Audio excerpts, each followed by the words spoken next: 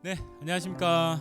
10월 첫째 주 주일입니다. 오늘 함께 예배할 때 하나님께서 우리 마음 가운데에 하나님의 은혜를 베풀어 주시고 또 오늘 우리 있는 자리에서 마음을 다하고 뜻을 다해서 하나님 앞에 나아가는 은혜의 시간 되도록 예배한 우리 자신을 위해서 함께 기도하지 않으시겠습니까? 같이 기도하겠습니다. 하나님 아버지, 오늘 시간 주님께서 우리에게 은혜를 베푸사 하나님의 선하신 인도하심과 이끄신 가운데로 나아가도록 주님 도와주십시오. 하나님이 우리에게 행하신 일들을 기대하고 믿음으로 주님 앞에 나아갑니다. 하나님 아버지, 우리를 붙들어 주시고 하나님의 선하신 인도하심과 이끄신 가운데로 우리를 불러주십시오. 주님만이 우리 가운데 행하시는 일들을 찬양합니다. 주님만이 우리에게 놀라운 일들을 행하시는 분이심을 믿고 주님 앞에 믿음으로 나가는 것 되도록 주님 도와주십시오. 하나님께서 우리를 붙들어 주시기를 원합니다. 하나님, 이 시간 우리 한 사람 한 사람에게 주의 은혜를 베풀어 주사 하나님의 은혜 가운데로 나가는 모두 되게 하여 주옵소서. 감사합니다. 주님. 하나님 아버지, 은혜와 사랑을 감사드립니다. 하나님의 선하심을 찬양하고 이 시간에 함께 믿음으로 나아갈 때에 하나님 우리 모두에게 주의 은혜를 베풀어 주사 하나님의 인도하심과 이끄심 가운데로 나가는 우리 모두 되게 하여 주옵소서. 감사드리고 예수님의 이름으로 기도드립니다. 아멘.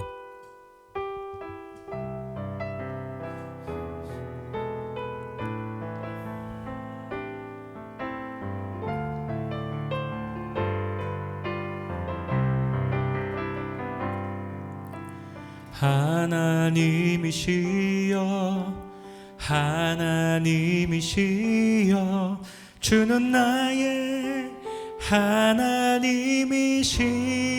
하나님이시로다. 나의 몸과 마음 주를 갈망하며 이제 내가 주께 고백하는 말, 여호와는 나의 빛이요 여호와는 나의 구원이시니 내가 누구를 두려워하리요.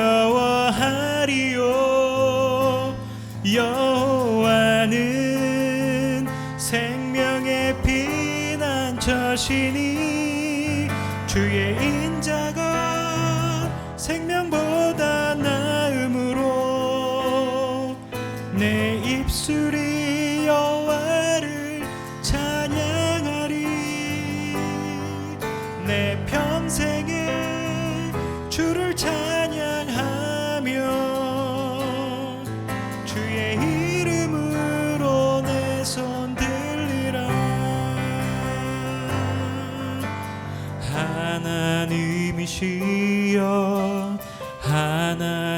하나님이시여 주는 나의 하나님이시로다. 나의 몸과 마음 주를 갈망하며 이제 내가 주께 고백하는 말, 여호와는 나의 빛이요 여호와는 나의 구원이시니 내가 누구를 두려워하리요. 여호와는 생명의 피난처시니 주의 인자가 생명보다 나음으로 내 입술이 여호와를 찬양하리.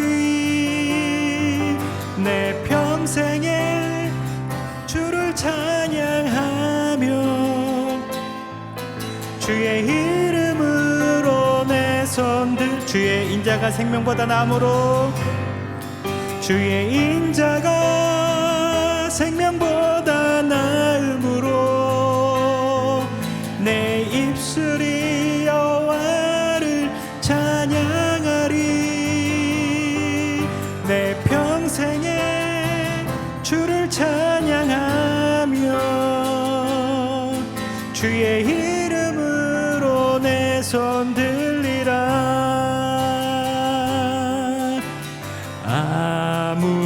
아무것도 두려워 말라. 주 나의 하나님이 지켜주시네. 놀라지 마라. 겁내지 마라. 주님 나를 지켜주시네.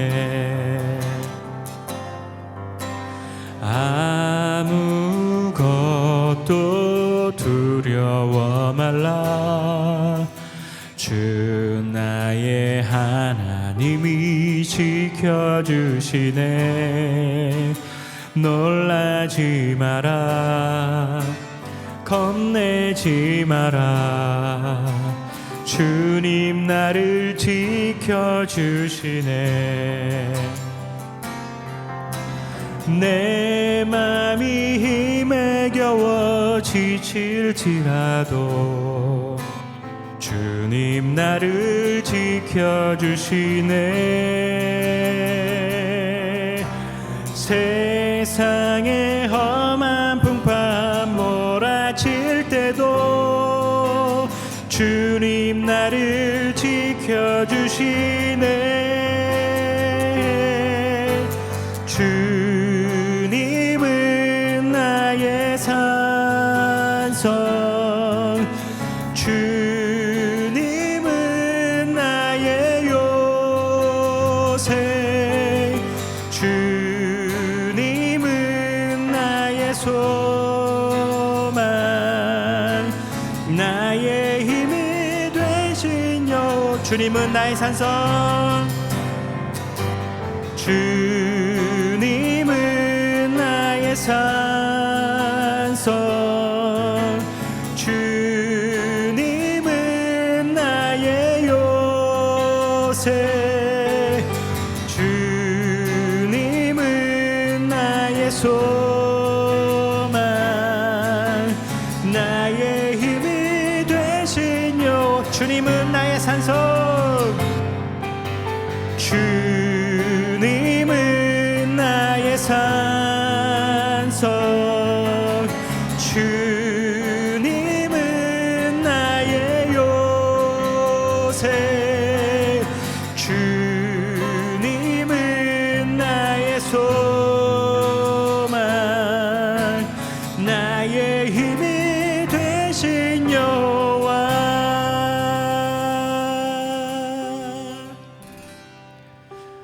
아멘. 하나님만이 우리의 산성이시고 요새시고 우리의 소망이신 줄을 믿으십니까?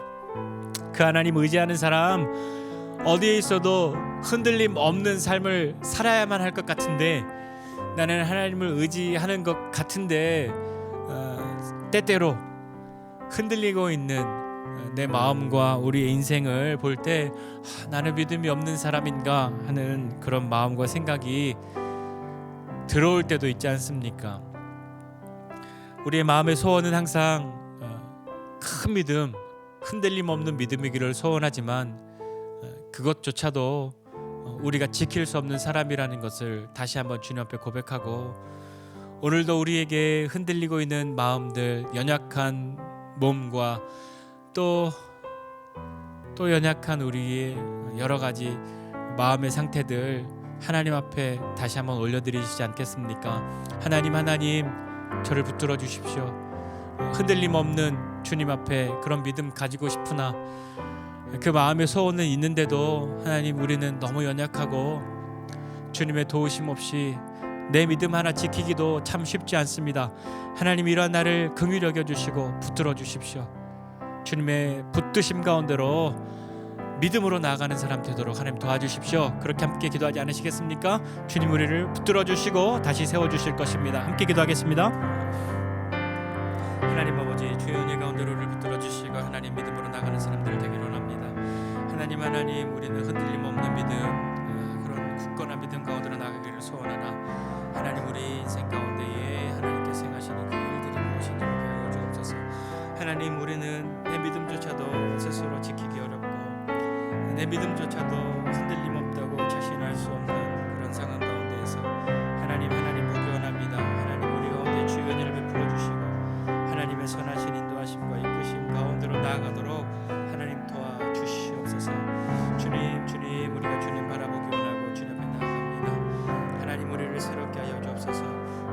은혜 가운데로 나가게 하여 주옵소서. 하나님 아버지 우리를 붙들어 주시고 함께 하여 주시기로 나오니 성령님 우리 가운데에 주의 은혜를 베풀어 주시옵소서. 하나님 아버지 주님 우리가 주님의 붙드심 가운데로 나가게 도와주시고 하나님 우리를 붙들고 계시다는 것을 우리를 일으켜주고 계신다는 것을 믿음으로 경험하는 삶이 되도록 주님 도와주시고 함께하여 주시옵소서. 하나님 아버지 우리가 믿음으로 주님 앞에 나아갑니다. 하나님 내 마음의 소원과는 다르게 우리는 흔들리고 연약함 가운데 있으나 주님은 흔들림 없고 주님은 연약하지 않으시기에 우리를 붙들고 다시 일으켜 주시는 분이심을 신뢰합니다. 하나님 아버지 다시 일어서고 싶습니다. 흔들리지 않고 싶습니다. 다시 쓰러지고 싶지 않습니다. 주님 우리를 붙들어 주시고 함께하여 주시옵소서. 감사드리고 예수님의 이름으로 기도드립니다. 아멘.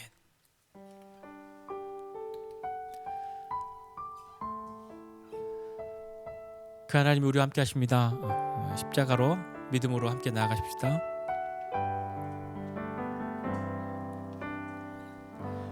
십자가 그 사랑 멀리 떠나서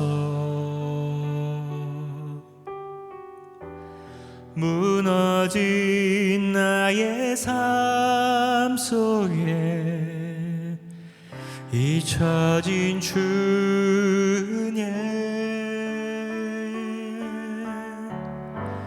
돌 같은 내 마음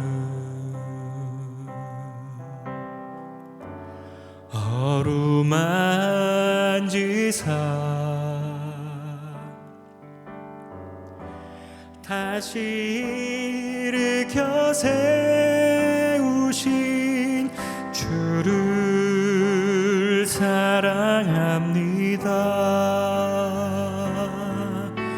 주 나를 보호하시고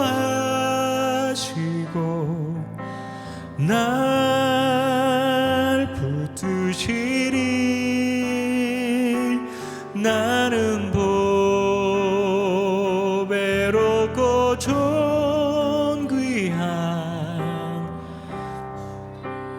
자녀라. 주 나를 보호하시고 날 붙드시리. 나는 보배롭고 존귀한 주의 자녀라. 지나간 일들을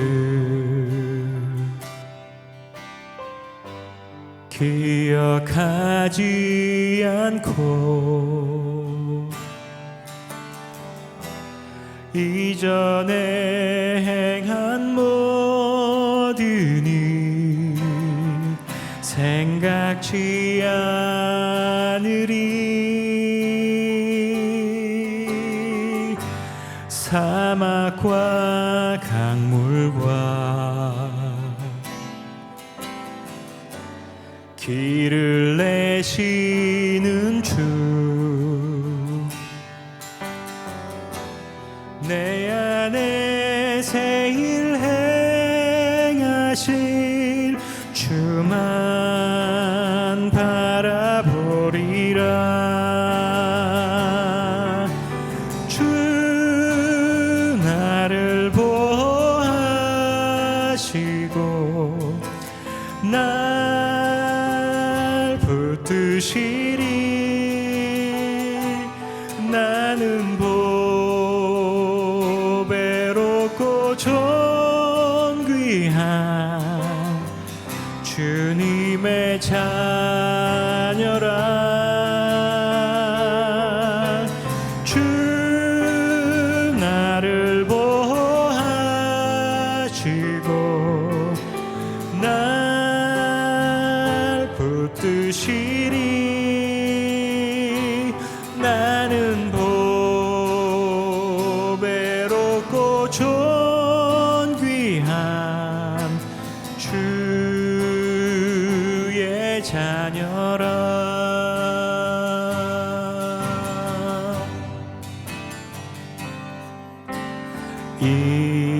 이곳에 생명샘 솟아나 눈물 골짝 지나갈 때에 머잖아 열매 맺히고 웃음소리 넘쳐나리라. 꽃들도 구름도 바람도 넓은 바다도 찬양하라 찬양하라 예수를. 하늘을 울리며 노래해 나의 영혼아 은혜의 주 은혜의 주 은혜의 주.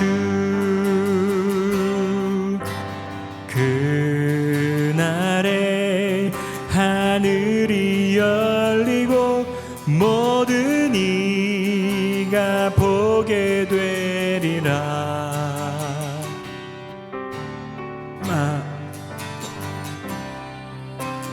꽃들이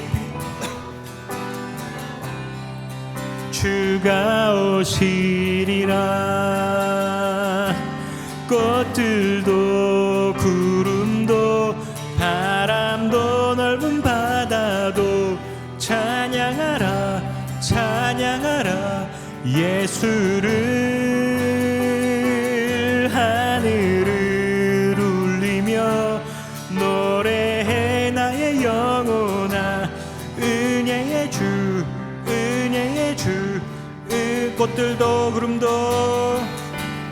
꽃들도 구름도 바람도 넓은 바다도 찬양하라 찬양하라 예수를. 하늘을 울리며 노래해 나의 영혼아 은혜의 주 은혜의 주. 우리 목소리로 꽃들도 구름도 바람도 넓은 바다도 찬양하라 찬양하라 예수를. 하늘을 울리며 노래해 나의 영혼아 은혜의 주 은혜의 주 은혜의 주.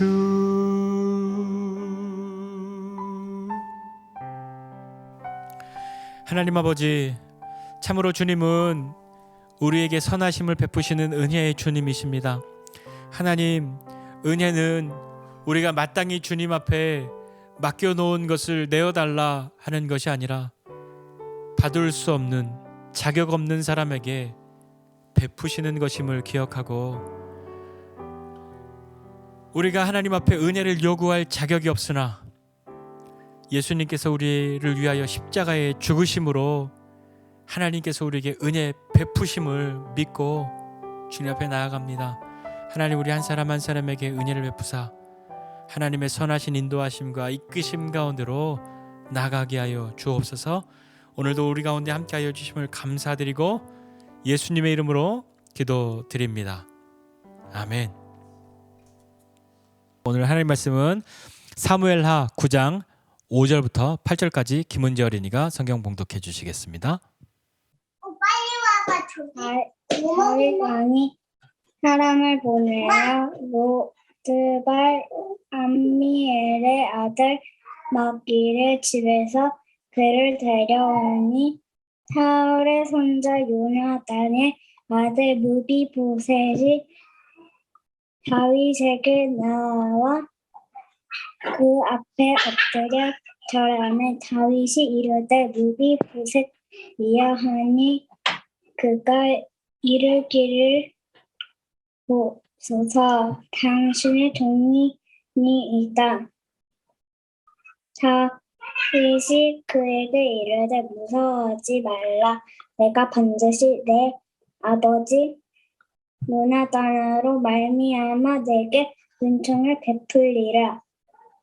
내가 내 할아버지 사울의 모든 밭을 다 내게 재를 주겠고 또 너는 항상 내 상에서 떡을 먹을지니라 하니 그가 절하여 이르되 이 종이 무엇이기에 왕께서 죽은 개 같은 나를 돌보시나이까 하니라.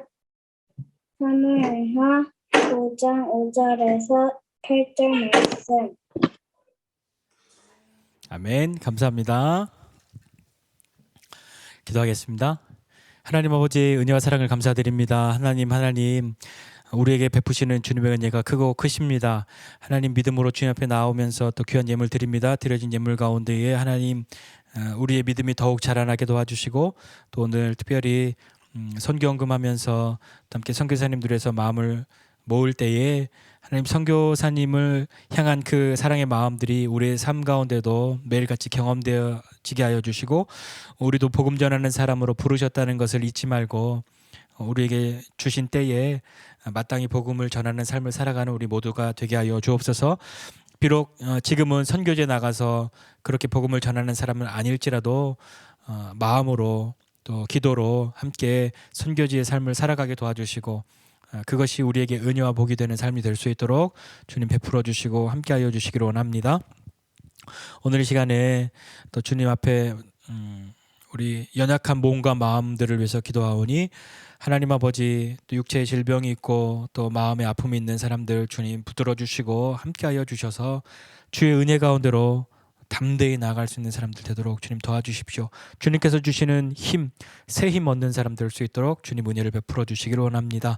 오늘 또 어린아이의 입술로 고백되어진 하나님의 말씀이 우리 가운데 뿌려지고 또 자라나고 열매 맺는 것을 보기 원합니다.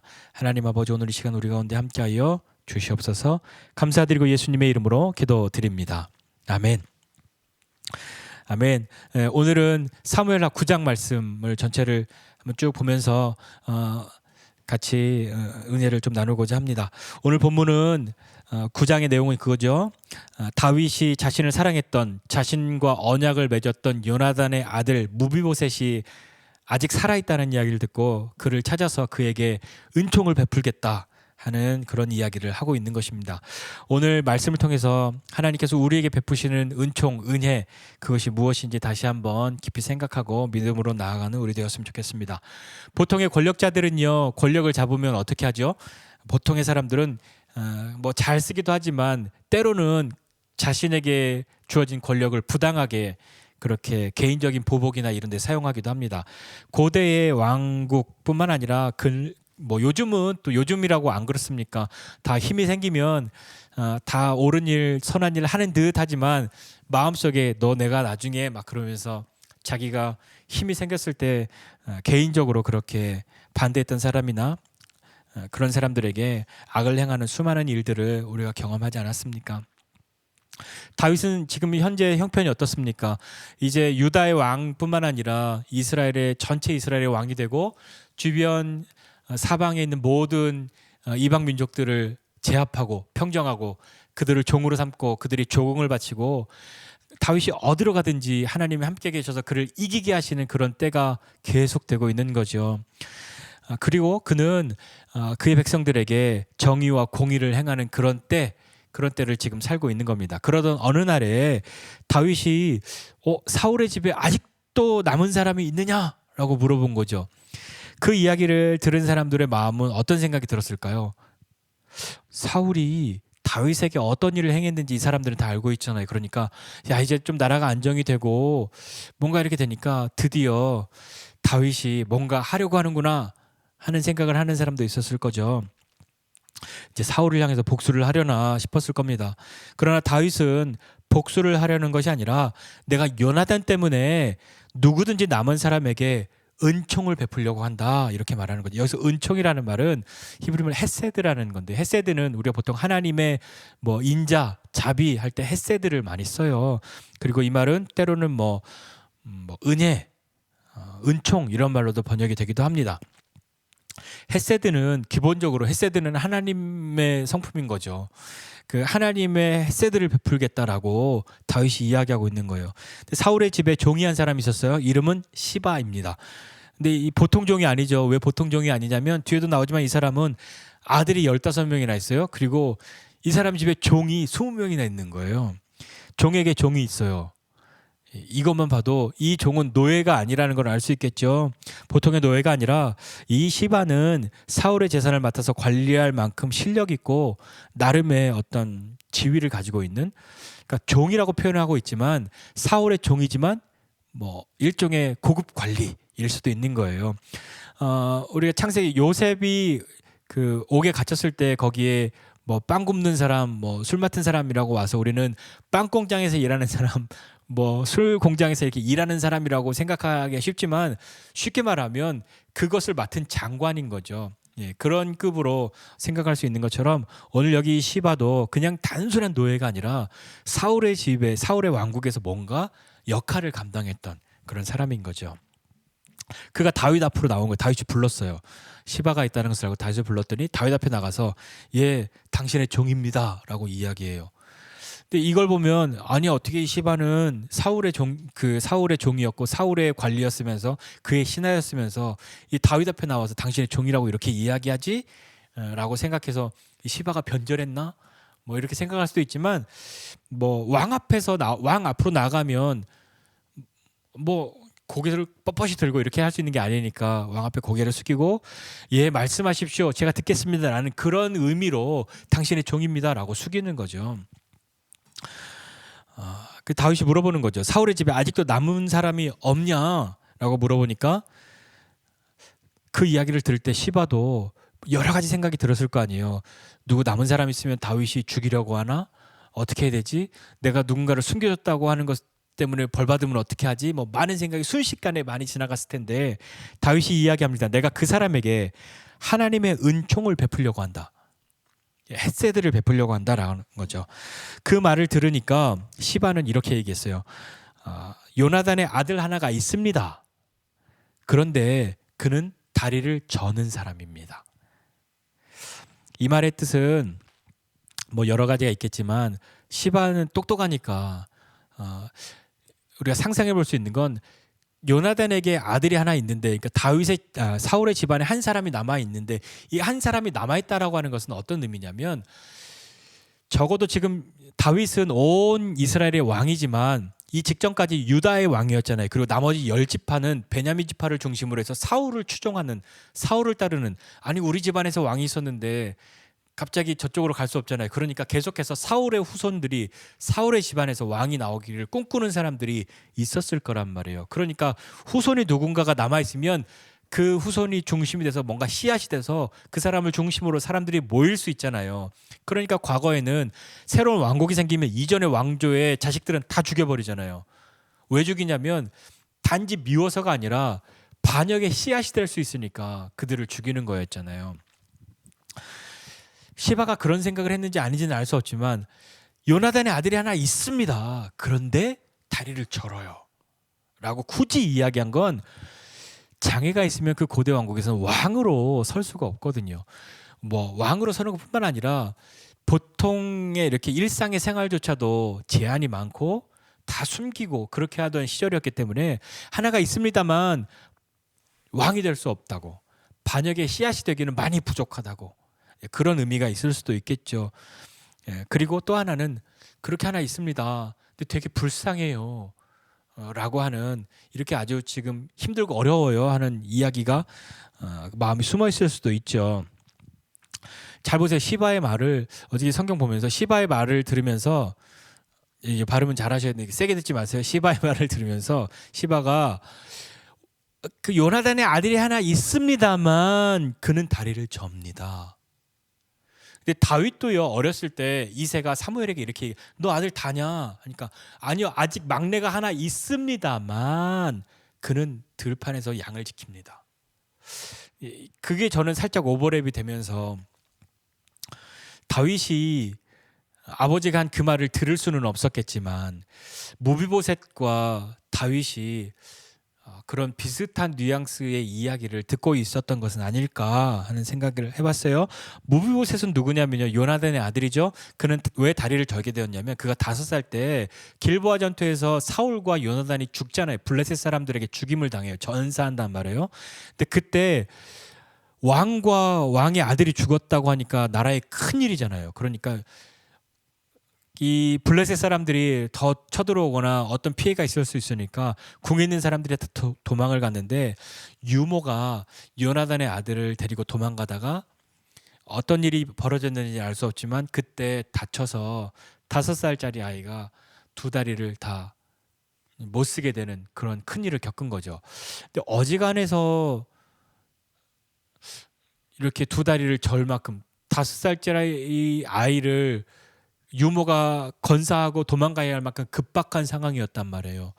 어떻게 다쳤는지 알 수 없지만 그 뒤로 제대로 된 치료를 받을 수가 없었겠죠. 사울의 자손이기 때문에 다윗도 이제 유다의 왕이 되고 블레셋도 여전히 득세하고 있는 그 상황에서 사울의 후손이 남아있다고 하는 것은 표적이 될 수 있으니까 아마 다른 사람들도 그리고 이 어린 무비보셋을 돌보는 유모도 그것을 드러내지 않고 숨겼을 거예요. 그래서 다리를 절게 되었죠. 이 사무엘하 4장에 보면 이제 그 이야기가 나오잖아요. 그래서 어디로 도망을 가냐면 안전하고 좋은 곳으로 도망가는 것이 아니라 요단 동편에 있는 길르앗 지방에 있는 로드발이라고 하는 곳으로 도망가요. 거기 숨죠. 그동안 사람들이 사울에 대해서, 요나단에 대해서, 다윗에 대해서 무비보셋에게 무엇이라고 말했을까요? 어떤 의미에서 충직한 사람들은 이제 자신이 섬기고 있던 주군의 마지막 후손이 자기가 지금 돌보고 있는데 당신이 어떤 사람인지, 당신의 부모가 어떤 사람인지, 할아버지가 어떤 사람이었는지를 자기들의 입장에서 이야기를 해줄 거 아니에요. 그러면서 다윗에 대해서는 또 뭐라고 얘기했을까요? 할아버지가 다윗을 죽이려고 막 그렇게 했는데 뭐 그런 얘기를 해줬을까요? 어땠을까요? 아니면 다윗이 이렇게 할아버지에 대해서 나쁜 마음을 가지고 계속 도망 다니고 있다고 이렇게만 이야기했을까요? 우리는 알 수 없잖아요. 근데 무비보셋은 일방적으로 편향된 이야기를 듣기가 쉬웠을 거란 말이에요. 다윗 무비보셋에게 다윗은 어떤 사람으로 각인이 되어 있을지 우리는 알 수 없어요. 그런데 자신의 아버지가 다윗에 대해서 어떻게 생각했는지도 무비보셋은 잘 몰랐을 거예요. 다윗과 요나단 사이에 어떤 일이 생겨났는지 사람들이 모르잖아요. 왜 모르냐면 다윗과 요나단 사이에서 한 그 자기들끼리 한 그 언약, 그것은 문서로 만들어서 공증을 받아서 사람들에게 막 알린 그런 것이 아니었단 말이에요. 그들 간의 언약이었던 거죠. 그러니까 무비보셋이 아버지와 다윗 사이에 어떤 일이 벌어졌었는지, 그 둘이 어떤 사이였는지를 제대로 알기란 쉽지 않았겠죠. 시바는 무비보셋이 로드발에 있는 암미엘의 아들 마길의 집에 있다고 이야기합니다. 로드발이라고 하는 그 도망간 그곳은 요단 동편에 있는 그 뜻인데, 이 로드발이라고 하는 로데바르, 로는 없다라는 거예요. 노의 노. 데바르는 초장, 초원, 목장 뭐 이런 거예요. 그러니까 로드발 하면 무슨 뜻이냐면 거기는 풀이 없어, 목장이 없어, 그런 뜻인 거예요. 초지가 없다는 뜻이에요. 그러니까 황량하고 거친 곳이죠. 그러니까 사람들이 다 도망갈 때는 어디로 도망가냐면 요단 동편으로 도망가는 거예요. 거기로 도망가면 찾기 어려우니까, 거친 곳이고 황량한 곳이니까 숨을 수 있으니까. 근데 어느 날 갑자기 다윗의 사람들이 찾아와서 다윗 앞으로 이 무비보셋을 데리고 가는 거죠.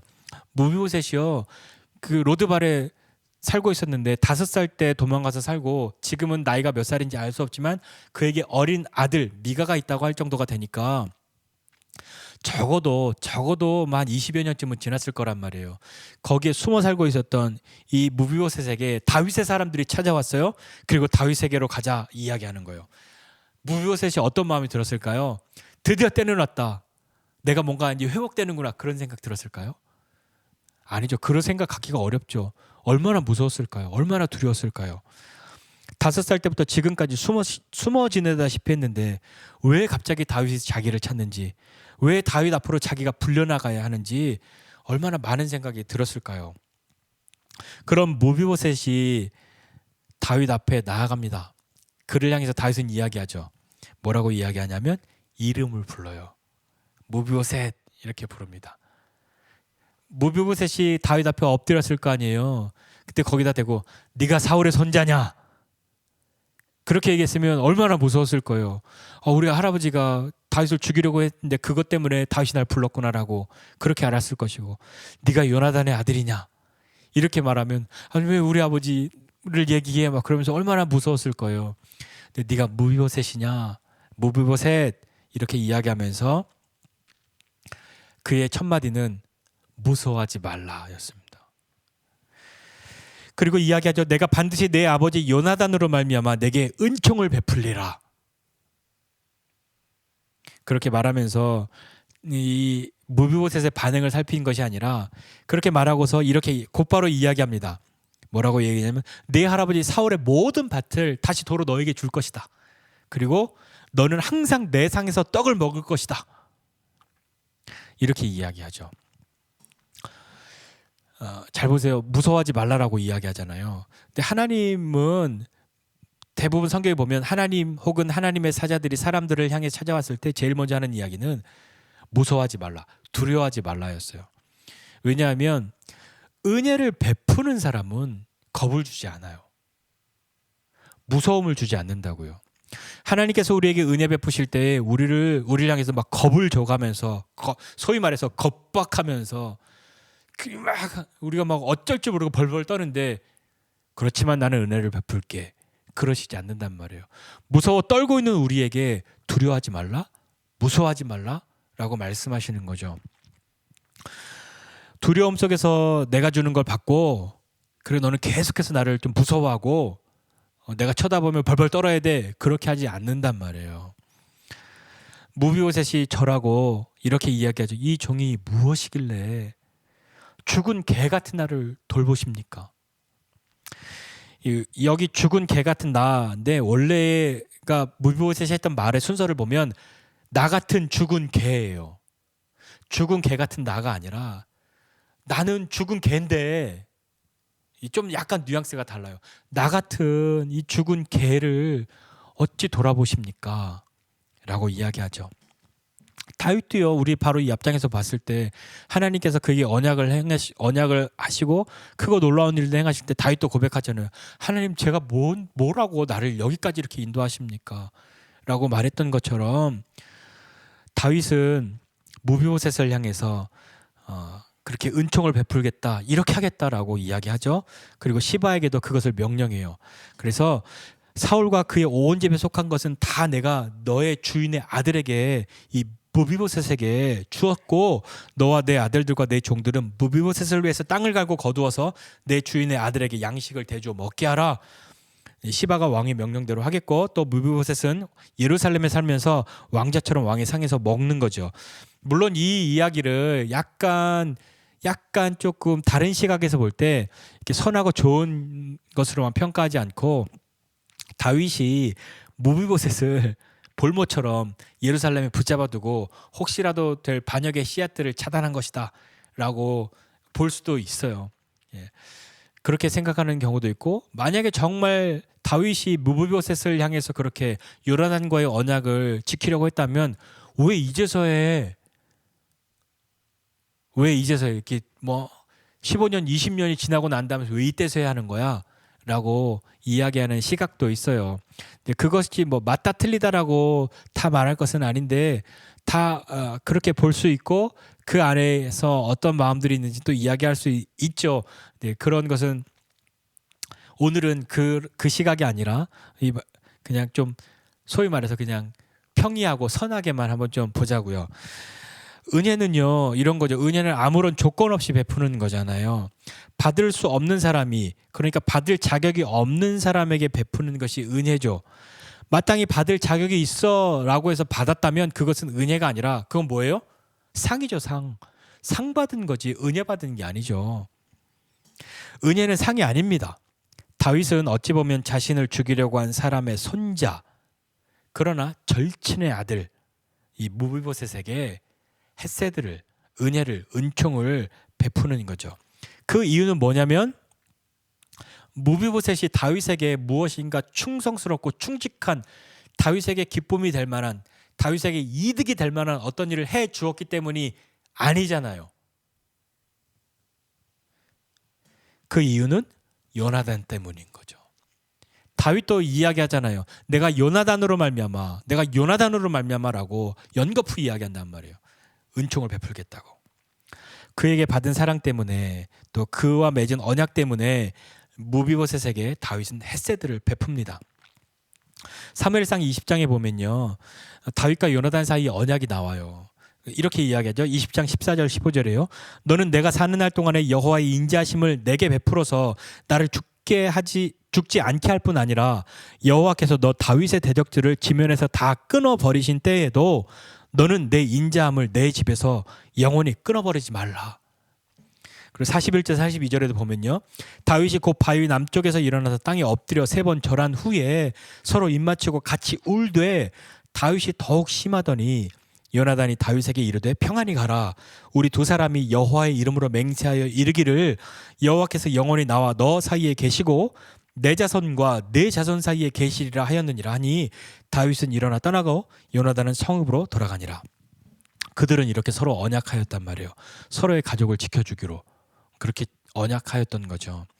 무비보셋이 다윗에게 나 너무 살기 힘들고 나 그래도 한때 왕의 손자였는데 너무 고통스럽다고 좀 잘 살 수 있게 우리 뭐 재산도 주고 나 좀 이렇게 좀 돌보아 달라고 그렇게 요구하지 않았단 말이에요. 그렇게 애원한 것도 아니었다고요. 다윗은 무비보셋에게 사울의 모든 밭도 돌려주고 종들도 다시 세워주고 왕의 식탁에서 왕자처럼 식사할 수 있게 해주었죠.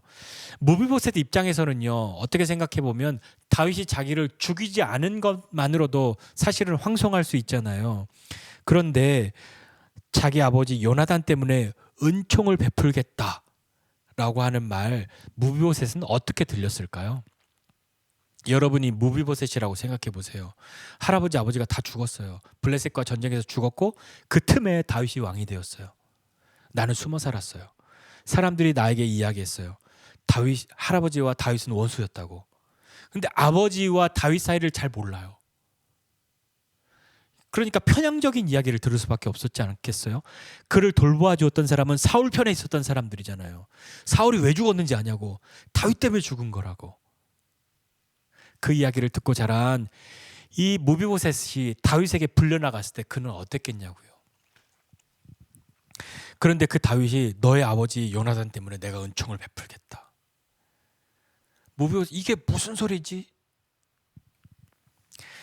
다윗의 헤세드는 그가 왕의 자리를 차지했기 때문에, 그러니까 소위 말해서 여유가 있기 때문에, 다 가졌기 때문에 가진 자의 여유, 승자의 여유로 내가 조금 나 멋있게 좀 보여줄게. 난 멋있는 사람이니까 라고 그런 여유였을까요?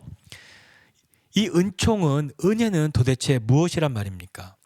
다시 한번 은혜는 내가 찾아가서 얻어낸 게 아니에요. 내가 열심히 노력해서 구한 게 아니고 내가 애쓰고 애써서 마침내 얻어낸 것이 은혜가 아니란 말입니다. 내가 구해서 결국에 받게 된 것이 은혜가 아니죠. 은혜를 당당하게 요구할 수 있는 것도 아니잖아요. 우리가 은혜, 그게 무슨 은혜입니까? 근데 우리는 자꾸 하나님 은혜 베풀어 달라고, 은혜 달라고, 맡겨둔 은혜를 주십시오. 그 은혜는 뭐냐면 내가 원하는 것이잖아요. 우리가 받는 하나님께 구하는 은혜는 무엇입니까? 내가 원하는 대로 좀 될 수 있도록 도와주세요. 내 뜻을 이루어 주세요. 그게 하나님의 은혜입니다. 라고 기도하지 않으십니까? 마치 하나님 나 도와주세요. 내가 원하는 데 다 해주세요. 라고 하는 것을 하나님 내게 은혜 베풀어 주세요. 라는 말로 우리가 치환해서 기도하고 있지는 않으십니까? 은혜는 받을 자격 없는 사람이 받는 것입니다. 무비보셋은 헤세드를 얻기 위해서 어떤 행동도 어떤 노력도 하지 않았죠. 그에게 찾아온 헤세드는 자기 아버지 요나단과 다윗 사이에 있는 언약 때문이었어요. 그가 노력한 것이 아니라 아버지랑 다윗 사이에서 맺은 언약 때문에 그가 헤세드를 누리는 거란 말입니다. 그 언약이 성취되고 그 언약이 이루어지고 있는 거죠. 그렇죠. 이 헤세드는 공짜가 아니란 말이에요. 은혜는 공짜가 아니라는 거죠. 은혜가 은혜되게 하기 위해서는요, 그 은혜가 은혜될 수 있도록 그가 자격 없는 사람이 받게 할 수 있도록 누군가가 그 대가를 치루었단 말입니다. 근데 그 대가를 치른 사람이 내가 너를 위해서 대가를 치루었으니 갚아라 라고 요구하지 않는 것이 은혜예요. 우리는요, 내가 너의 빚을 대신 갚아주었으니 너 앞으로 내 말 잘 들어? 내가 너에게 이런 도움을 주었으니 너도 앞으로 나가 어렸을 때 너 반드시 나한테 갚아야 돼 라고 말하는 것이 은혜가 아니란 말이에요. 은혜는요, 그 대가를 치른 사람이 내가 너를 위해서 대가를 치루었으니 네가 나에게 갚아야 한다 라고 강요하는 것이 아니에요. 갚지 않는 것을 전제로 행하는 것이 은혜란 말입니다. 다시 갚으라는 요구가 없는 것이 은혜란 말이에요. 우리는요, 무비보셋 같은 사람 아닙니까? 인생에 여러 아픔이 있죠. 다리를 절 수밖에 없는 그런 아픔도 있어요. 왜 다리를 절게 되었는지 묻지 않아요. 사람들은 내가 왜 다리를 절고 있는지 묻지 않는다고요.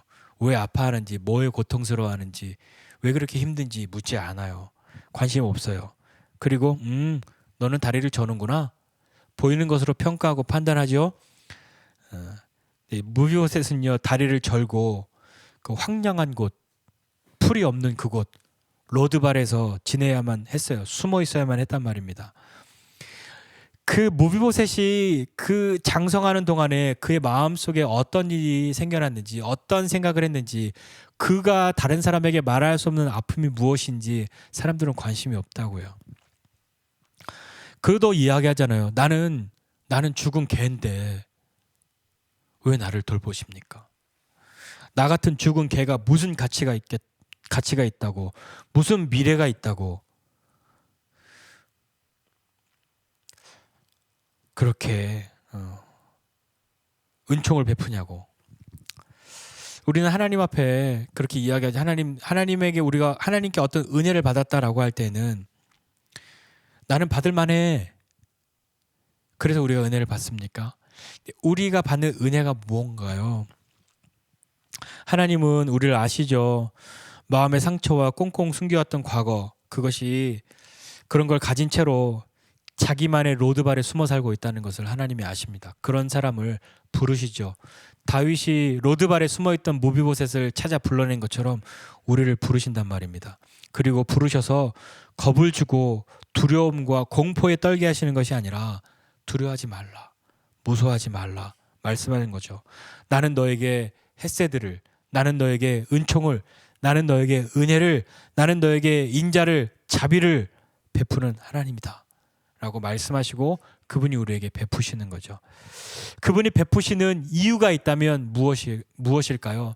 다윗이 무비보셋에게 헤세드를 베푸는 이유가 있다면 하나잖아요. 다윗이 선한 사람이기 때문에, 다윗은 다 가졌기 때문에가 아니라 다윗이 요나단과 맺은 언약 때문이란 말이에요. 하나님이 우리에게 은혜를 베푸신다, 하나님이 우리에게 헤세드를 베푸신다라고 한다면 그 이유는 무엇일까요? 내가 하나님 앞에 받을 만하기 때문에, 잘 해드렸기 때문에, 하나님을 기쁘시게 하는 삶을 살아드렸기 때문에가 아니라 예수님 때문인 거죠. 예수님이 아니고서는 우리가 살 수 없는데 예수님이 우리를 위해서 대신 죽으시고 그 예수님의 죽으심으로 말미암아 우리가 하나님의 자녀되고 구원받은 하나님의 백성이 되는 길을 열어주셨다.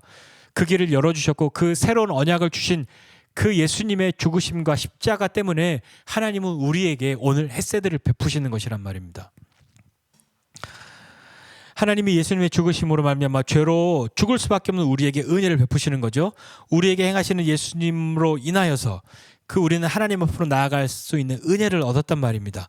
우리는 왕의 식탁에 나아갈 수 있는 그런 사람이 아니었잖아요. 그런데 이제는 예수님 때문에 왕의 자녀가 된 거죠. 왕 같은 제사장이 된 거란 말입니다. 나는 헤세드를 받은 무비보셋과 같은 사람이에요. 또한 내가 무비보셋이기도 하지만 나에게도 무비보셋 같은 존재가 있을 수 있습니다. 아니, 있을 거예요. 나에게 무비보셋은 누구입니까? 다윗은 사울을 향한 마음 때문이 아니라 요나단을 향한 마음 때문에 무비보셋을 바라본 거죠. 이게 참 쉽지 않을 거란 말이에요. 원수의 손자이면서 자기를 사랑했던 절친의 아들이란 말이에요. 쉽지 않겠지만 내가 받은 사랑으로 내가 받은 상처를 이겨야 하는 거예요. 이게 참 쉽지 않아요. 그렇지 않고서는 정말 답이 없어요. 예전에 무슨 뭐죠? 그 비긴 어게인인가 버스킹하는 그 프로그램 이렇게 쭉 보다가 노래를 하나 잠깐 들었는데 가사는 이런 거였어요. 사랑이 또 다른 사랑으로 잊혀가는가? 뭐 아무튼 그러니까 실현 내가 누구랑 헤어졌는데 새로 사람 사귀어서 그 사랑으로 이전 사랑 잊었다. 예, 저는 이제 그렇게만 들려서 그걸 보면서 저걸로 될까? 그건 단지 치환이잖아요. 단지 그냥 바꾼 거잖아요. A라는 사람과 사랑했는데 A가 떠나서 B라는 사람과 사랑했기 때문에 지금 거기에 빠져서 A가 떠난 그 자리를 잠깐 잊었다. B가 가면요. C를 사귀어야죠. C가 가면요. D를 사귀어야겠죠. 끝나지 않을 거란 말이에요. 그 사랑도 가면 또 다른 것으로 채워야만 하잖아요. 도대체 언제까지 새로운 사랑으로 지나간 사랑의 그 아픔, 뭐 지나간 사랑, 상처 이런 것을 언제까지나 메꿀 수 있겠어요? 없죠. 복음은 다르단 말이에요. 복음은 그 사랑이 아픔과 고통과 상처와 실망 모든 것을 잠깐 대신하는 게 아니라 그것을 완전히 새롭게 하고 고쳐줄 수 있는 것이 복음이란 말이에요. 하나님의 사랑으로 채울 수 있는 그 자리는 다른 것으로 절대로 채울 수가 없어요. 그러니까 자꾸 그 자리를 다른 것으로 채우려고 하니까 더 큰 걸로 채워야 하고 더 센 걸로 채워야 하는 거죠. 근데도 안 차요. 그러니까 자꾸 뭔가를 때려 부어야 하는 거죠. 끝나지 않는 거란 말입니다. 무비보셋은 헤세드를 받았어요. 다윗은요. 그가 받았던 하나님의 헤세드를 그에게 준 거죠. 그가 사울에게 쫓겨다니면서 사울을 향해서 이를 갈며 살았을까요? 그에게도 기회가 있었잖아요. 남들이 봤을 때 죽일 수 있는 기회가 있었잖아요. 근데 그는 하지 않았어요. 단지 옷만 배웠는데 그것 때문에도 마음이 괴로워서 그것뿐이었던가요? 다윗은요. 자기와 함께하는 사람들과 이렇게 전쟁을 하러 가는데 그 절반이 막 나 너무 힘들어서 못 가겠다고. 그럼 너희는 쉬어. 그래서 200명만 데려가서 치고 와서 다 전리품을 가지고 오는데 전리품을 나눌 때 쉬고 있던 200명에도 나누어 주잖아요. 근데 사람들이 얘네 쉬었는데 뭘 주냐고 막 그럴 때 아니라고. 다윗은요. 그가 그냥 원래 좋은 사람이기 때문에 막 나눠주는 사람이 아니라 그가 그렇게 헤세드를 베풀 수 있는 이유는 뭐냐면 그가 헤세드를 받고 있는 사람이었기 때문인 거예요. 단지 자꾸 변하는 사랑으로 자기를 자꾸 채웠다면 그도 자꾸 바뀌었을 거예요. 그 사랑이 자기에게 미움으로 돌변했을 때는 사람들을 막 미워했을 거예요. 이 사람이 날 좋아했는데 이 사람이 떠나면 그 미움을 막 펼쳤을 거예요. 그러나 다윗은 어떠한 상황 가운데서도 변하지 않는 헤세드를 경험했기 때문에 그는 자기에게 아픔을 주는 상황 속에서도 이 무비보셋을 보면 저 사울의 손자 또 떠올랐을 것이고 요나단의 아들도 떠올랐을 거잖아요. 근데 그는 거기에서 헤세드를 베풀었단 말입니다. 하나님의 놀라운 은혜를 깊이 생각하는 사람이 되면 하나님의 사랑 받은 사람이 되면 그 사랑을 행할 수 있는 사람도 되는 거죠. 나를 부르시는 하나님 그 하나님 앞에 믿음으로 나아가야 한단 말입니다. 오늘도 로드발에 숨어있는 나를 부르세요.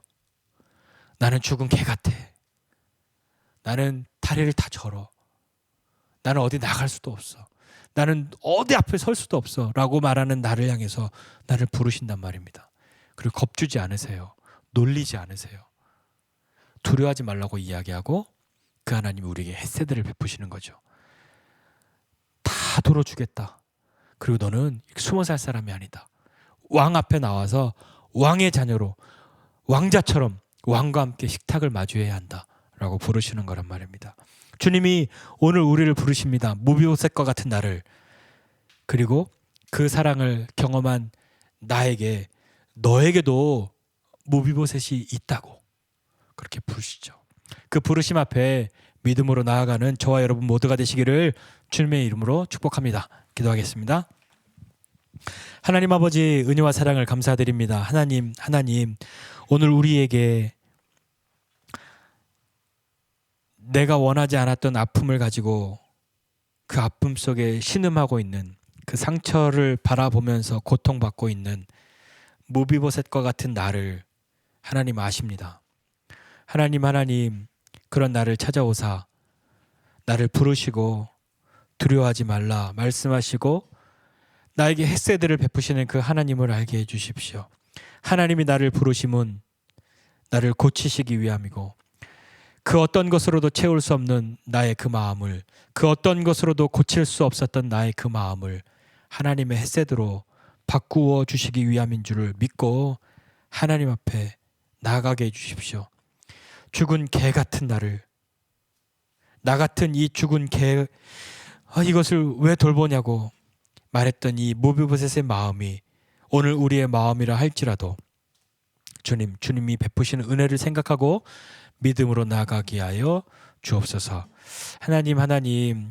하나님께서 우리에게 행하시는 일들을 바라보고 그리고 나에게 헷세대를 베푸시는 그 하나님이 헷세드로 인하여 세임 얻은 나에게 너에게도 무비보셋이 있다고 말씀하실 때 우리 속에서 고통과 아픔이 올라올 수 있으나 그것에 지지 않고 그것에 잠식당하지 않고 하나님의 사랑으로 그 아픔을 오히려 이겨내는 사람 될 수 있도록 하나님 힘 주십시오.